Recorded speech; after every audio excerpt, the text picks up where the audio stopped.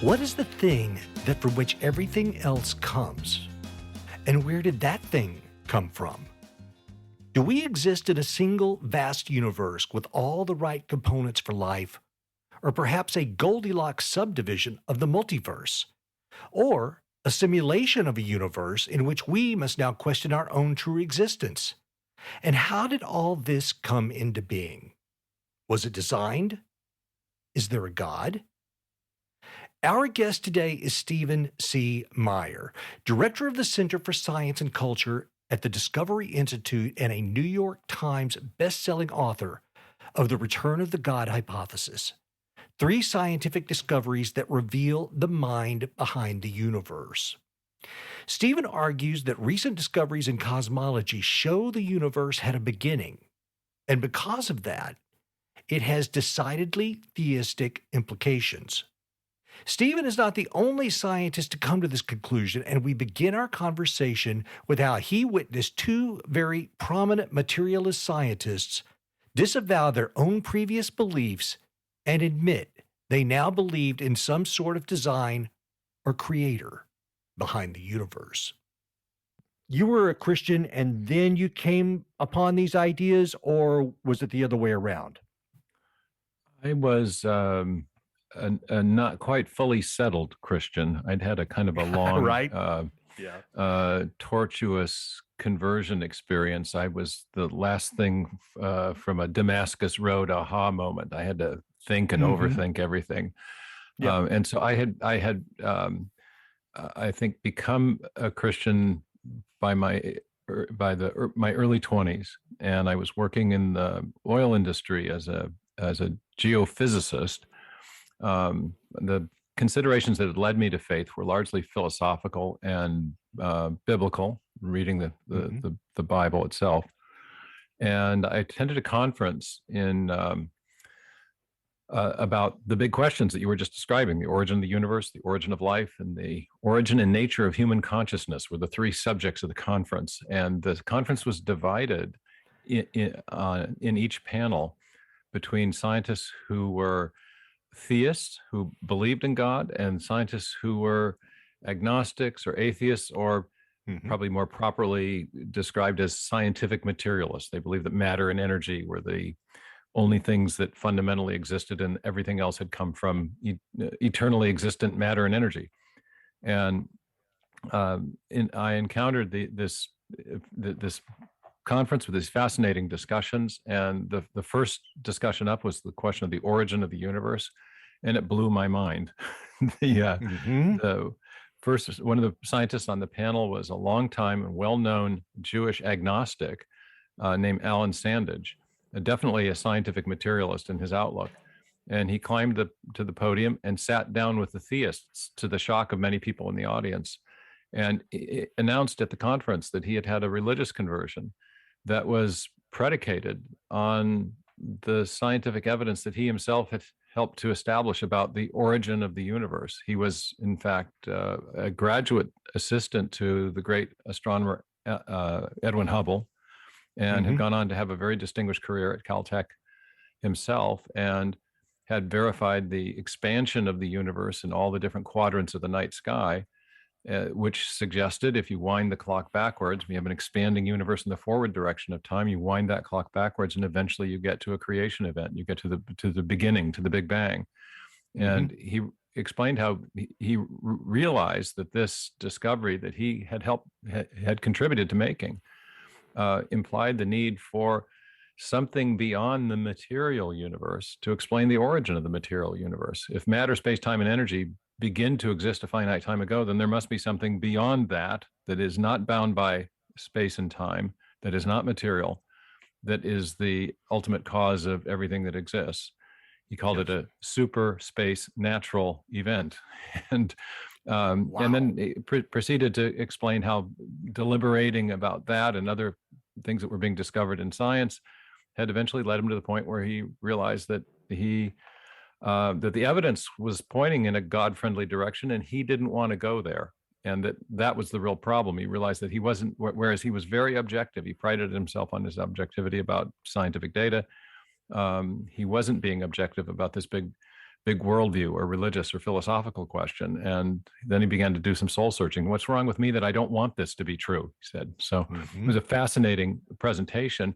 And then in a subsequent panel on the origin of life, another equally prominent scientist, Dean Kenyon, announced that he was repudiating his own theory about how the first life arose from simpler non-living chemicals by purely undirected material processes, and instead had come to the view that there was evidence of design or purpose in the cell because of what had been discovered about the information bearing properties of DNA, the digital code that's stored in DNA. It's like a software program suggesting a master programmer for life.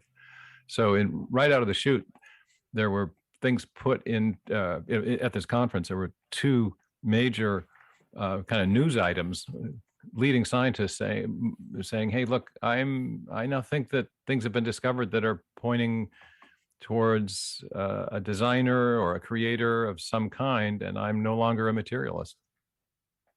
Yeah, that's big news coming from scientists. And the fact that you were at this event brings me to one of the first questions that I was going to ask you, which is, why is it important to talk about things like the origin of the universe and the design of life and the existence of God? Because some people might say, well, look, we've got some very pressing problems, and it's great that you're thinking these big, heavy thoughts, but we've got to solve problems closer to home. And this whole thing with God, if you believe in God, that's great, but I'm not going to trouble myself with it. So why is it important for us to look into these things? Every worldview has to answer some very basic questions. We all have worldviews. We have a worldview being a kind of default philosophy that we all operate with. Conservatives often say ideas have consequences. And they're right. There's an old proverb, a Hebrew proverb that says, as a man thinketh, so shall he act. And our foundational assumptions about reality end up affecting all kinds of things that are actually very practical in the political, economic, and personal realms. We've got a big discussion right now in the country about the whole question of what to do about abortion. And what one side says, my body, my choice. The other side says, hey, you got to take into account the other body involved. And there's essentially, we have a political issue that turns on a deeper metaphysical issue, which is, what is that fetus? Is it a human being with rights and dignity, intrinsic dignity, or is it just a lump of tissue? One side is a materialistic, is operating on a set of materialistic assumptions about the nature of human beings. The other has a more theistic understanding that the unborn baby is made in the image of God and has an intrinsic dignity as a result of that. In the economic realm, we have different theories and ideas about how wealth is created. Some people think that wealth is primarily a matter of the stuff that's in the ground, the natural resources, or others may think that wealth can be generated by the Federal Reserve printing more money. These are essentially materialistic ideas about wealth creation. And the other side of that argument is that wealth is a product of the creativity of the human mind, and not something that is strictly material. It's something that's a matter of it's how creative intellect structures and configures matter. IP, intellectual property. And so these are two just examples from our political discourse. How is wealth created? What is the nature of a human being? That turn on deeper assumptions about reality. One being, on the one side, there's a materialistic understanding of reality. On the other, a more theistic, mind over matter, if you will, view. And what has fascinated me about the debate about origins is that it is a way to get at that fundamental philosophical issue. What is the thing from which everything else comes? That is the question that all worldviews have to answer. And there are two great systems of thought that go back all the way to the ancient Greeks. One is that it's mind first, and pre-existing mind shapes matter. That's the idealist or theistic view. And the other view is that matter is eternal and self-existent and organizes itself and eventually produces minds. And so it's the matter first view.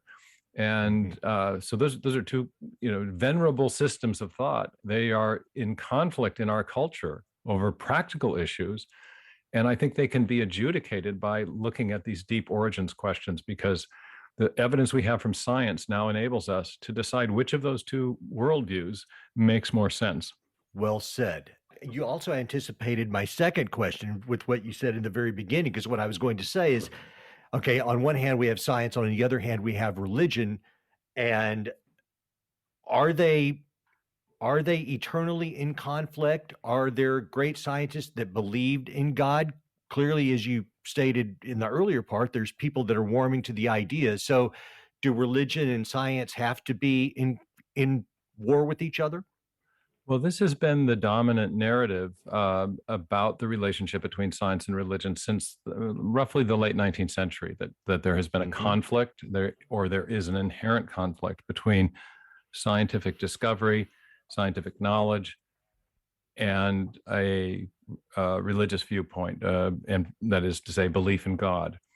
But it has not always been that way. In fact, in the period known as the Scientific Revolution, from roughly 1400 to 1700, when modern science in its form that we know really got going, the founders of modern science were almost to a man, and they were mostly men at that time, devout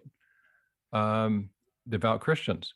And it wasn't just that they happened to have a religious viewpoint, it's that the assumptions they had because of their religious worldview, which was essentially a Judeo-Christian worldview, because these were Christians who were also rediscovering the Hebrew Bible and the doctrine of creation.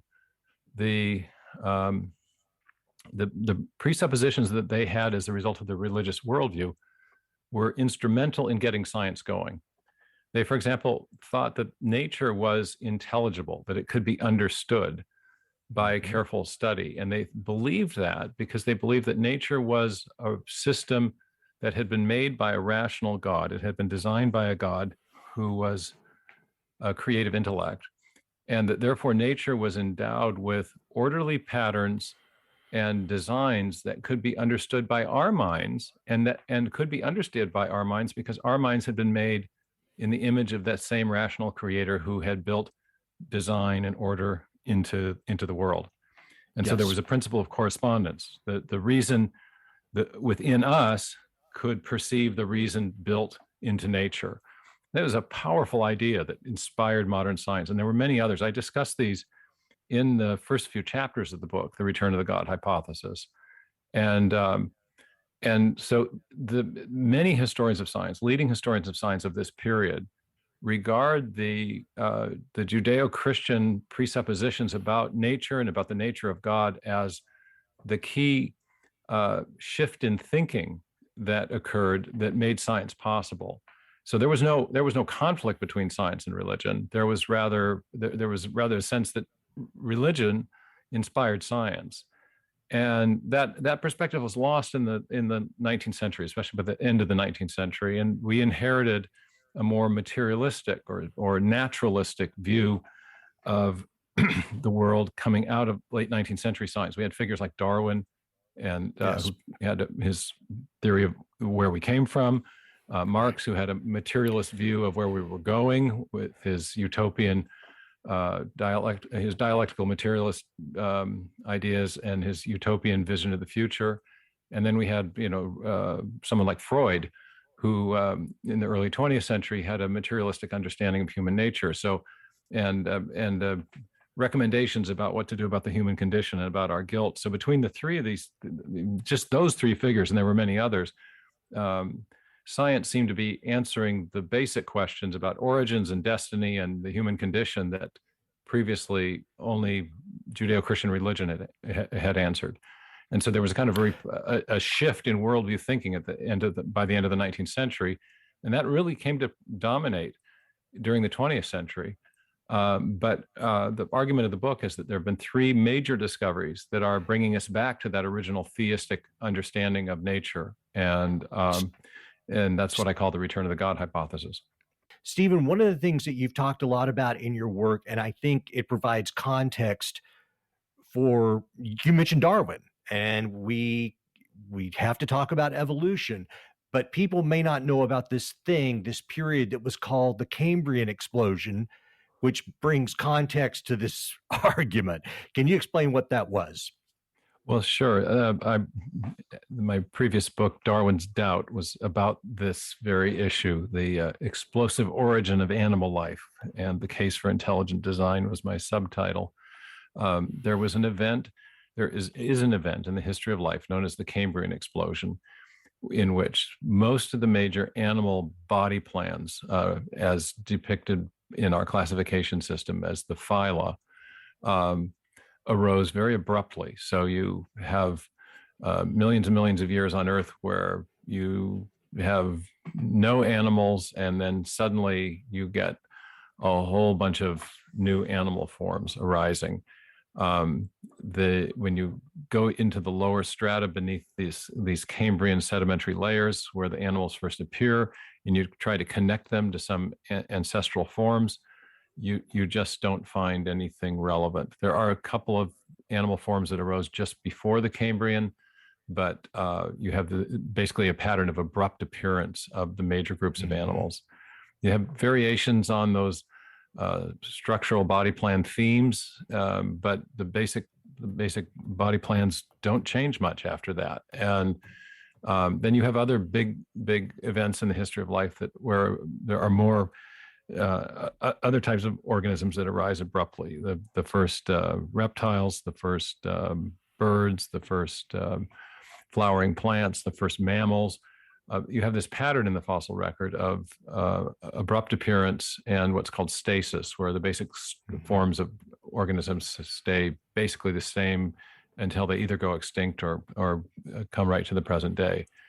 And so Darwin was aware of this problem at the time he wrote The Origin of Species, but he thought that it would be solved by subsequent fossil finds that would fill in the gaps, if you will. He depicted the tree of the missing links, the intermediate forms. He depicted the history of life as a kind of great branching tree where the branches at the top represent all the forms of life that are on the planet today, but you could trace them back to one or a very few simple forms at the beginning, so that the history of life is depicted as a process of continuous and very gradual change. And what we see instead is abrupt appearance and very little change around the basic forms of animal life. And so the problem for Darwin or Darwinists is that the anticipated missing links haven't materialized. And in 160 years since the publication of The Origin of Species, with extensive investigation of the sedimentary strata around the world, the Cambrian explosion is now arguably even more explosive from our point of view than it was in Darwin's time, because more new forms of life, more new animal forms have been discovered that first arose in the Cambrian, but each of those are also lacking ancestral intermediates in the lower strata. And so you have, so the problem has gotten worse, not better. And the idea that we're missing the ancestral intermediates only because they couldn't be preserved is also no longer credible. In China, there's a major Cambrian explosion find. And in the sedimentary layers, just below the layers that document the first animals, there are small, soft microscopic organisms that have been preserved, but none of the ancestral forms of the larger animals that appeared in the Cambrian, many of which had hard parts. So the sedimentary layers were capable of preserving small, microscopic, soft organisms, but for some reason didn't preserve the intermediate forms of the Cambrian animals, which were larger and had hard parts. So many of the Chinese paleontologists have concluded that the best explanation for this is that the reason that those ancestral forms weren't preserved is that they weren't there, that the Cambrian explosion was a real event, right, and has to be accounted for. Just the two words abrupt appearance is almost exactly the opposite of the idea of evolution, because of evolution, if it takes, eons or whatever amount of time to come from form A to form B, and that happens, That almost sounds like creationism. Well, it certainly sounds like a creation event or Yes, some better said. Yes. discontinuity, and this is the great paleontologist of the 19th century, Louis Agassiz, said that the fossils tell, he said, of acts of mind. In the book Darwin's Doubt, I address two mysteries. One is the mystery of the missing fossils, the ancestral fossils. But then the second mystery, and I think it's the more profound mystery, is the mystery associated with the question: how do you build an animal? What would be required for the evolutionary process to build an animal, especially in the limited amounts of time that we now know are, sort of documented by the fossil record, with these abrupt appearance events. Now, using the standard geological timescale, which I do, you're talking about for the most of the major animal phyla in the Cambrian arise within a 5 to 10 million year window, which sounds like a lot of time until you start doing the math on mutation rates and generation times and population sizes. There's a whole field of evolutionary biology, a subdiscipline called population genetics, which allows you to calculate the amount of evolutionary change you would expect to occur in a given amount of time if you know those factors. Or conversely, how much time it would take for a given amount of evolutionary change to take place. And 5 to 10 million years, call it 40 or 80 million years, is a blink of the eye in relation to the speed at which the Darwinian process works, and how much time would be required to build all the new forms of animal life with their new body plans, their new organs, their new tissues, their new cell types, and the new DNA that would be needed to build all that. So there's not nearly enough time on I have a chapter in the book showing that the Darwinian math shows that the Darwinian mechanism is implausible. There's not nearly enough time to build all that new biological form. If you're relying on the mutation selection mechanism of neo-Darwinism. Well, that makes sense to me. And I think you're right. I think a lot of people, when they hear these types of numbers, they're thinking, well, that's a long time. But you make an excellent point of explaining how, no, that isn't the amount of time that it would require for these things to happen. So I want to move now. It's not just geologically abrupt. We don't just, and it is geologically abrupt. You're going up the rock column, and then suddenly there's life forms where there were none before. Or nothing relevantly similar before. But it's also biologically abrupt in the sense that the mutation selection mechanism of neo-Darwinism does not work that fast. And that's not an outside critic making that point. That flows out of the mathematics of the theory itself. Understood. So the three arguments that you are making for God, of the first one is the idea that cosmologists have discovered that the physical universe likely had a beginning. So that's as opposed to it always existing or contracting and expanding, correct? Speak to this. Exactly. This is, people are familiar with the so-called Big Bang or the Big Bang theory. Yeah.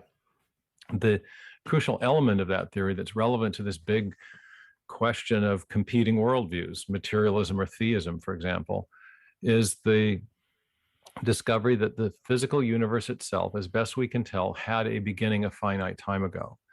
The materialist view is that the universe is eternal and self-existent and self-organizing. But and that's the idea that matter and energy are the things from which everything else came, and they've always been here: matter, energy, space, and time. The new cosmology from the 1920s forward, over the last 100 years, it's been progressively confirmed that the universe is, first of all, expanding outward in a roughly spherically symmetric way, like a great balloon being blown up. This was the discovery of Hubble and some of the other astronomers about a century ago in the 1920s, that the light coming from very distant galaxies is, as they put it, red shifted, that it's being stretched out so that the light looks redder than it should otherwise look. If you shine light through a prism, the light will separate into colors, red to violet. The red light corresponds to light with longer wavelengths. And just like the Doppler effect with sound, if there's an object receding away from us, the waves coming from that object, whether they be sound or light, are going to be stretched out. And so the light coming from these distant galaxies was shifted towards the red end of the spectrum, indicating that it was elongated, it was stretched out, indicating that the galaxies are moving away from us. And this was one of the things that Alan Sandage, who I mentioned earlier, confirmed, is that in all quadrants of the night sky, this is the phenomena. The galaxies are moving away. And that suggested that the universe itself was expanding in the forward direction of time. And since all quadrants of the night sky are indicating that kind of expansion, that suggests that it is expanding kind of like a balloon. But then if you rewind the clock backwards in your mind's eye, at any progressive point in the past, that galactic material would be getting closer and closer and closer and closer together till finally it converges on a point past which you cannot go. That point then marks the creation of the universe or the beginning of the universe. And it suggests that there's a definite beginning to the expansion and arguably to the universe itself. Now, there were other developments, both in observational astronomy and in theoretical physics, that have confirmed that beginning point. And that has it created a lot of angst with the physicists and the astronomers. Many tried to propose other models to circumvent that conclusion or to obscure it. But over the last century, it has, I think, become more and more well established that the universe did indeed have a beginning. And that then raises the question, what caused the origin of the universe itself? The one answer you can't give to that is the idea that something physical caused the origin of the physical universe, or something material caused the origin of matter, space, time, and energy. Because before there was matter, space, time, and energy, there was no matter to do the causing. You can't offer a materialistic explanation for the origin of matter itself.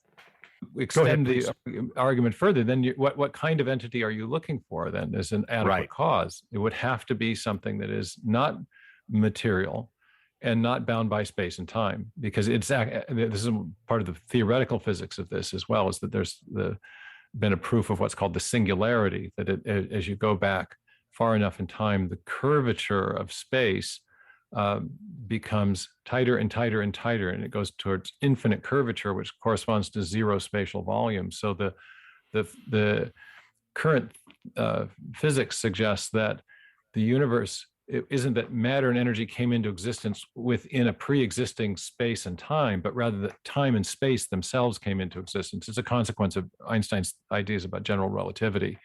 So you have literally a 0 point, a singularity from which everything comes in a blink of an eye and expands outward over billions of years. It's funny that you call that the singularity, and then we are being sold a bill of goods that another singularity is coming. That's the Ray Kurzweil idea about a future take over the computers. Yeah, that's a different type of singularity. But no, this is the singularity as beginning, not as ending. I don't bring up these conversations because I want you to believe in God.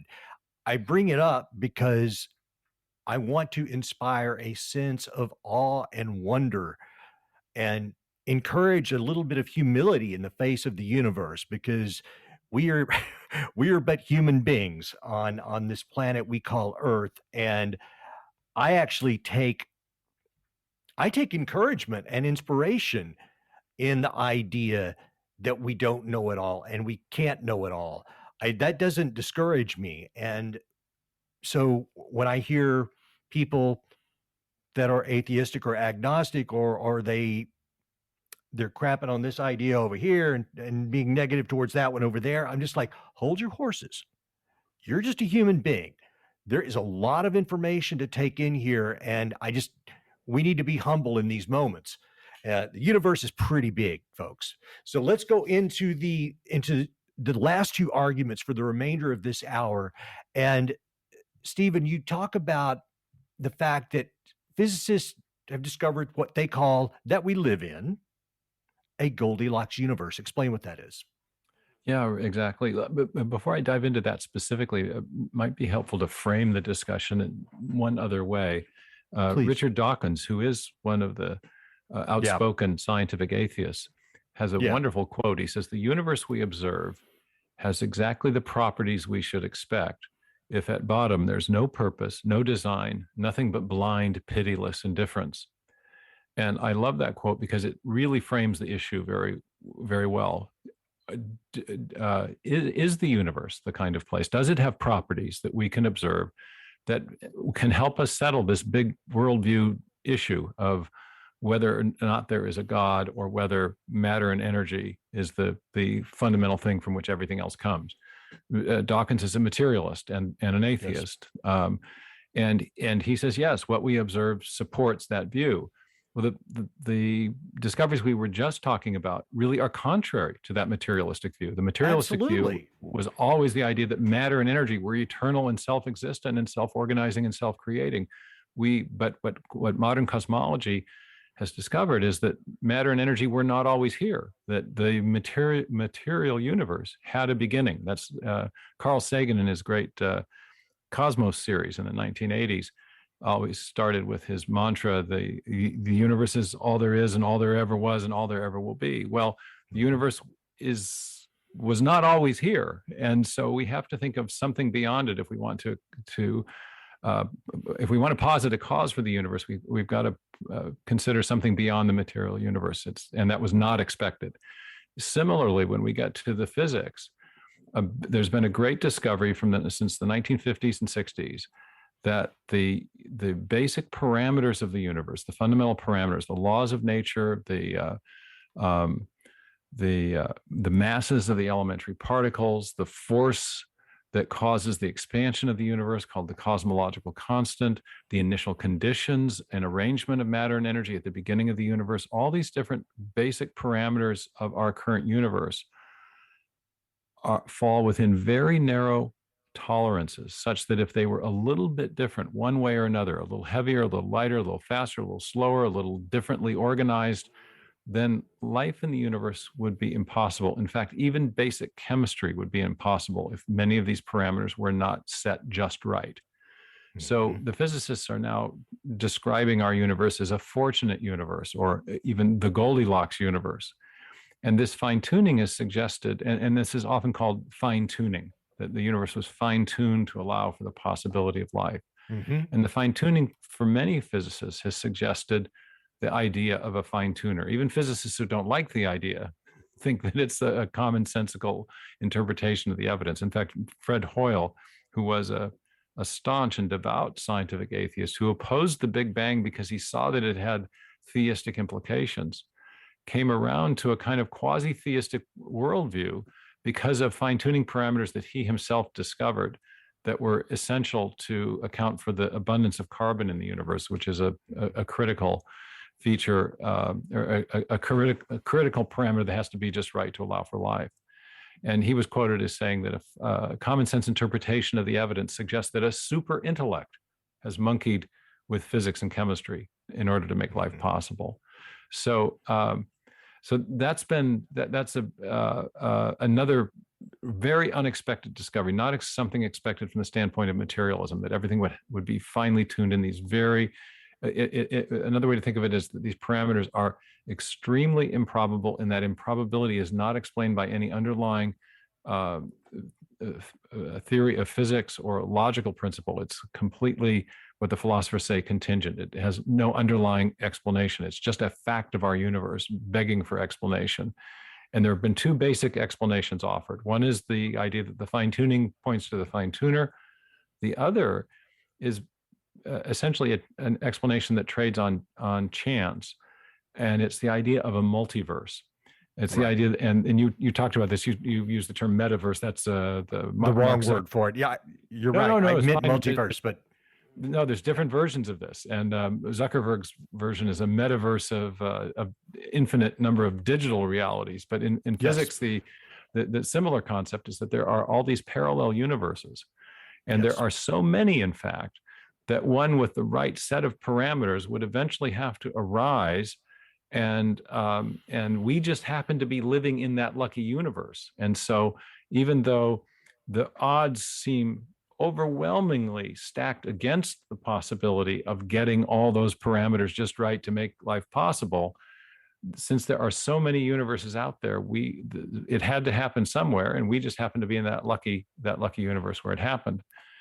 Now, how do you adjudicate between these two ideas? Between the idea of, as I attended a conference where the theme was one God or many universes, which best explains the fine tuning and all the special parameters that are necessary, that we find in our universe, that are necessary for life.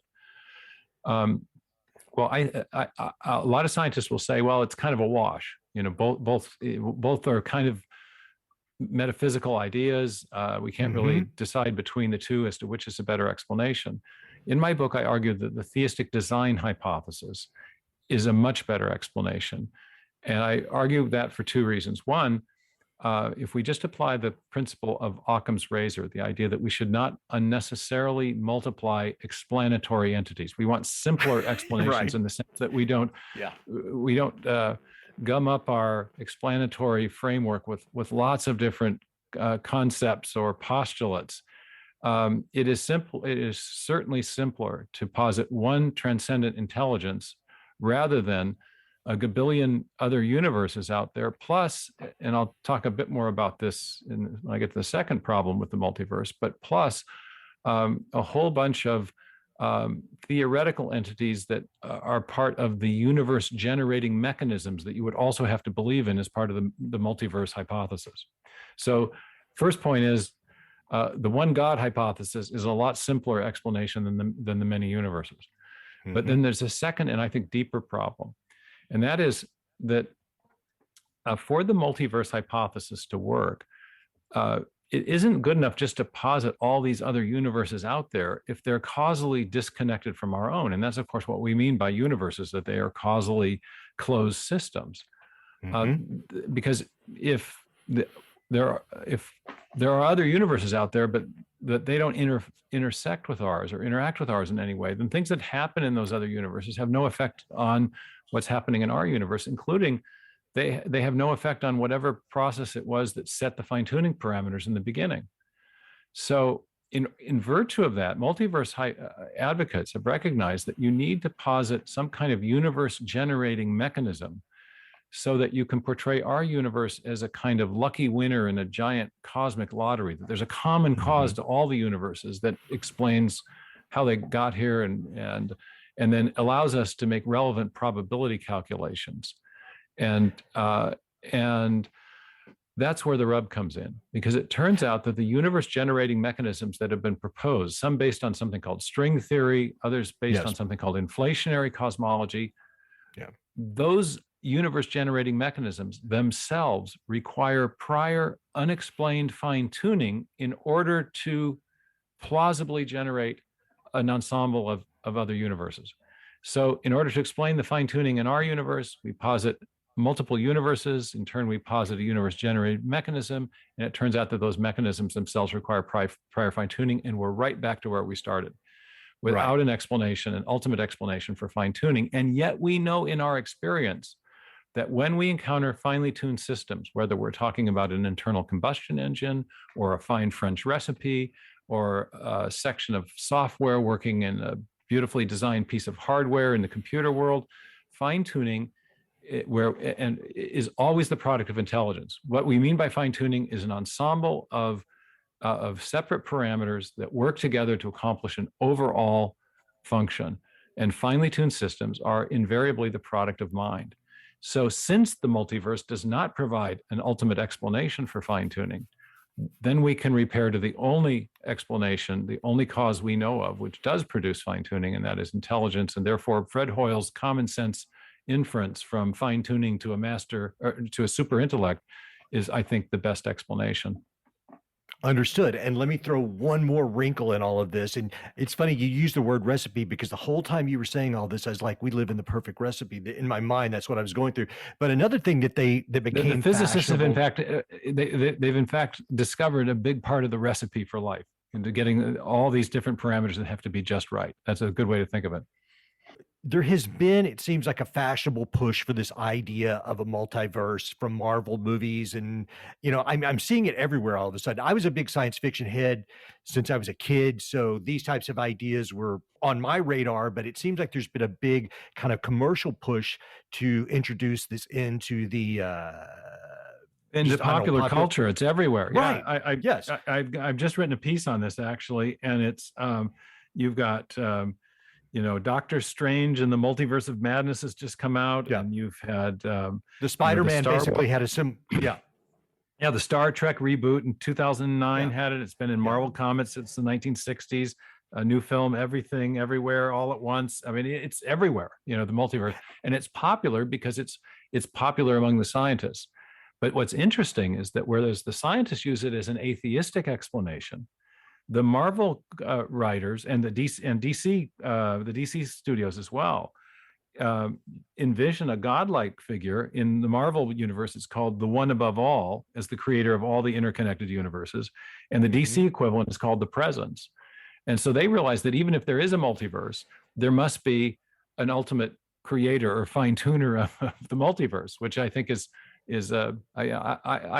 I'm officially skeptical about the multiverse. But even if the multiverse exists, I don't think you've eliminated the case for God. You've just pushed the need for the fine tuning back one generation, if you will.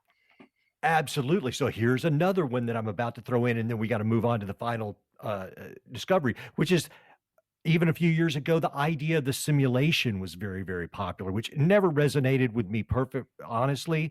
But I mean, even Elon Musk addressed this briefly. And the simulation is something like from the Matrix movie, where we're once again living in this artificial reality. But it brings us back to the original problem, does it? Okay, so who created the simulation? Well, it is the simulation hypothesis is actually an intelligent design hypothesis, because it implies the existence of a master programmer who is simulating our existence for us. But going all the way back to Descartes in philosophy, the idea of if there was a demon fooling us into thinking that we exist, well, if he's done that, then we exist. If I think, therefore I am, he said. And so I think the same thing applies to the simulation hypothesis. If our existence is being simulated in the mind of a great computer programmer, but we are experiencing it as a reality, at that point, it is a reality. So that is the exact answer I've given to my friends when we've talked about this. Okay, so our final one. Molecular biology has revealed the presence of a digital code at the foundation of life.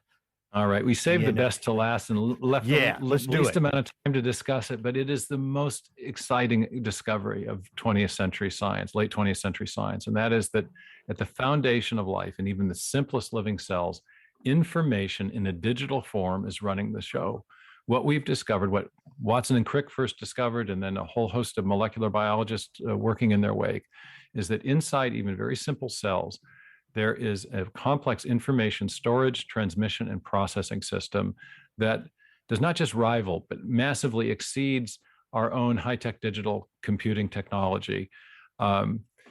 Crick was, I think, the most important figure in this. He and Watson elucidated the structure of DNA in 1953. In 1957, Crick formulated something called the sequence hypothesis, which proposed that the chemical subunits that run along the interior of the DNA molecule, they're known as the bases or the nucleotide bases, are functioning like alphabetic characters in a written text or digital characters, the zeros and ones that we'd use in software today, which is to say it's not the chemical properties of those chemical subunits that enables the DNA to perform the function that it does, but rather it's the arrangement of those subunits, the bases, in accord with an independent symbol convention, now known as the genetic code, that enables the DNA molecule to convey instructions for building the crucial protein molecules that keep cells alive. It's very similar to the technology that we use in modern manufacturing called CAD/CAM,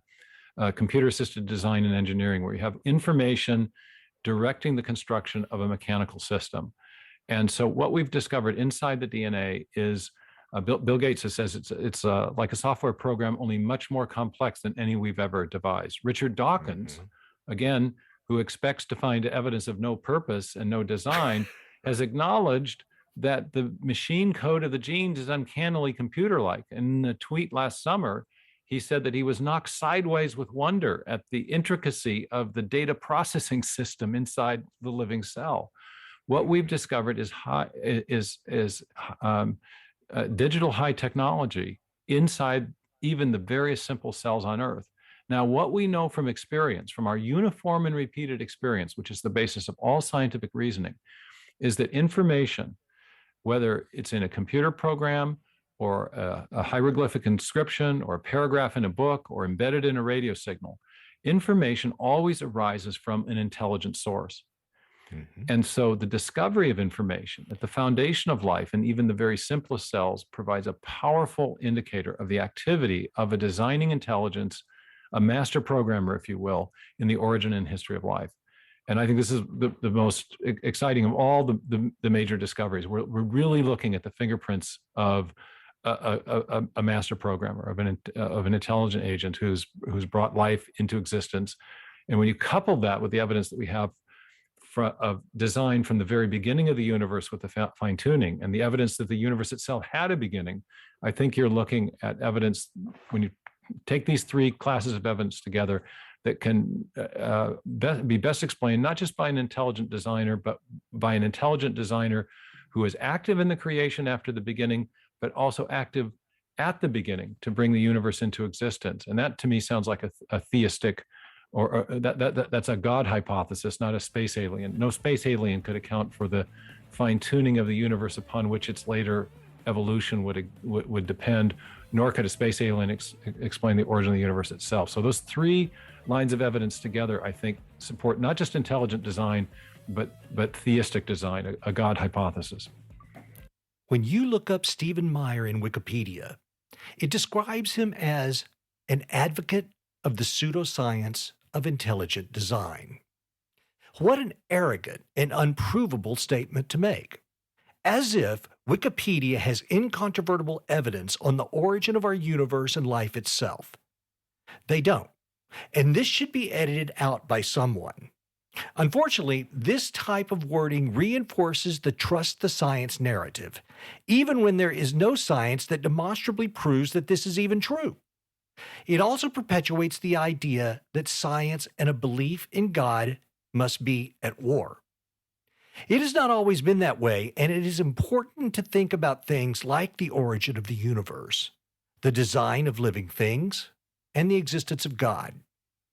To ponder is to wonder, and to wonder is to be in a state of humility to the universe and the unknown. Check yourself before you wreck yourself. We would like to thank Stephen Meyer for his appearance, and you can find his books and further information at stephencmeyer.org. And you can find him on most of the social media platforms as well. And if you would like to follow me, you can find me at Michael Parker LA on Twitter, or X as they now call it, Minds and Gab. And before you go, you guys, if you could subscribe to this podcast and leave a review, rate it, I would really appreciate it. It means a heck of a lot to me. And I thank you for listening, and I thank you for being part of this. And feel free to reach out to me on social media. Till next time, keep your heart and your mind open. Peace.